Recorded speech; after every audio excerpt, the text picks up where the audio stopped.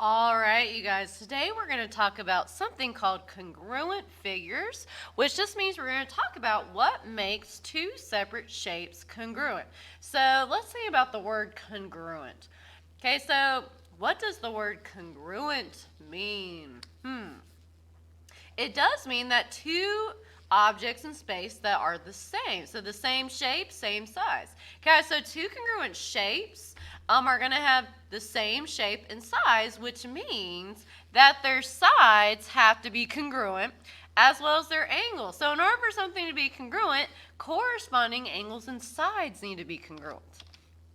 Okay, so congruent polygons have congruent corresponding parts, which that means what congruent corresponding parts are corresponding parts mean that the parts that line up and match. So like the two bigger angles in the two shapes would be corresponding, and the two smaller angles would be the corresponding angles. Okay, so things that relate to each other are the corresponding parts. The two shortest sides on the shape are corresponding. The two longest sides on the shape are corresponding. Guys, so in order for a figure to be congruent, all sides and all angles must be congruent. Guys, so to show that two polygons are congruent, we're going to have to prove that all sides and all angles are congruent, which is going to be a blast, so don't you worry. Okay, now, the first example that we're going to talk about pertains to something called a congruency statement, which it is created by matching corresponding parts. Okay, so a congruency statement looks like this. So this says triangle A to the B to the C is congruent to triangle DEF. Okay, now, a congruency statement is created by matching corresponding parts. So that means when we show a congruency statement, it must be written in a very specific way. Guys, so the first two letters means that those two angles have to be congruent. We line up the matching parts in a congruency statement. Otherwise, the congruency statement would be a little pointless. So basically, when we have a congruency statement, you can already tell, you can kind of be like a math magician, and you can already know which sides and angles are congruent because we line up the letters in the congruency statement to show the parts, the angles, and the sides that line up and match and are also congruent. Guys, so since we write these in a very certain way that shows the congruent corresponding parts, I like to go ahead and number my congruency statements because the letters in the first spot should be the same. The letters in the second spot should be the same. The letters in the third spot should also be the same. So I personally think it's good if you number them. You don't have to do this, but it helps you to see, well, the two letters that have a 1 above them should be the same. The two letters that have a 2 above them should be the same. The two letters with 3 above them should be the same. So it kind of helps you to match up the congruent corresponding parts. All right, so let's get started on this example. So we're going to be like math magicians, and we can predict all the congruent sides in these two triangles, all the congruent angles in these two triangles, and then we can rearrange the congruency statement and write it in 5 different ways, which is going to be super exciting. Okay, well, let's get started. Guys, so I want to know, this says segment AB corresponds to, well, I know segment AB has a 1 and a 2 above it. So I need to find the statement that has a 1 and a 2 above it in this one because that is the side that corresponds to AB. So let's see here. Which one has a 1 and a 2? It would be DE. And since it's a congruency statement, if they correspond to each other, they are congruent. So since AB corresponds to DE, that means segment AB is congruent to segment DE. Holy hot dog, right? All right, let's keep going. Okay, so BC corresponds to, well, BC have a 2 and a 3 on top of it. So which segment has a 2 and a 3 above it in the other congruency statement?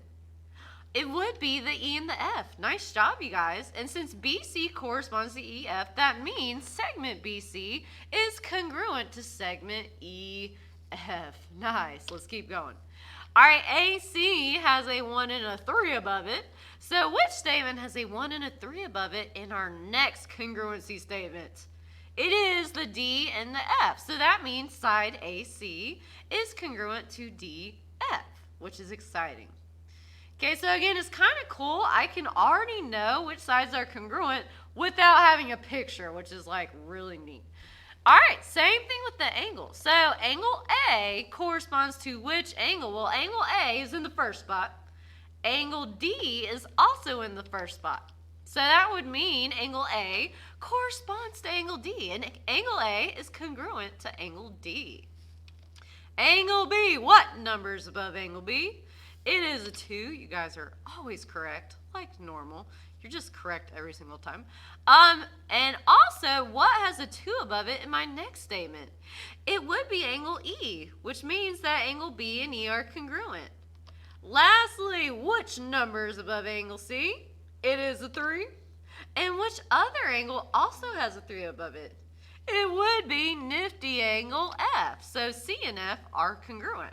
Guys, so I already know the 3 congruent sides and 3 congruent angles. Pretty cool. Okay, so I can rewrite this statement in 5 different ways. And again, you guys, it's all about what are the numbers above your letters and how are the numbers arranged in the problem. Okay, so I want to know if I were to say triangle BCA is congruent to this triangle, I need to make sure my letters line up that correspond to each other. So I'm going to put my numbers above these.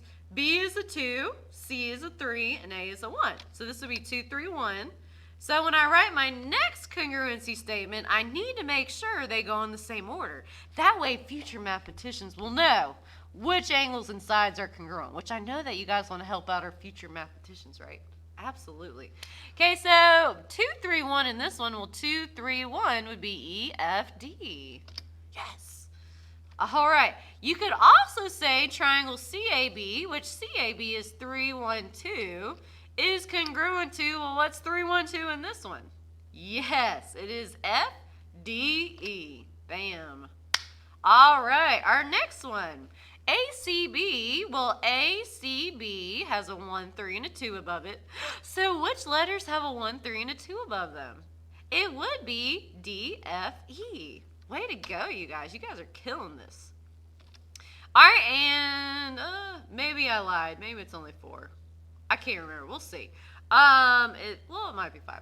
I don't know. But anyway, so triangle BAC has a 2, a 1, and a 3 above it. And the 2, 1, 3 in my next triangle is EDF. There we go. Okay, I wasn't lying.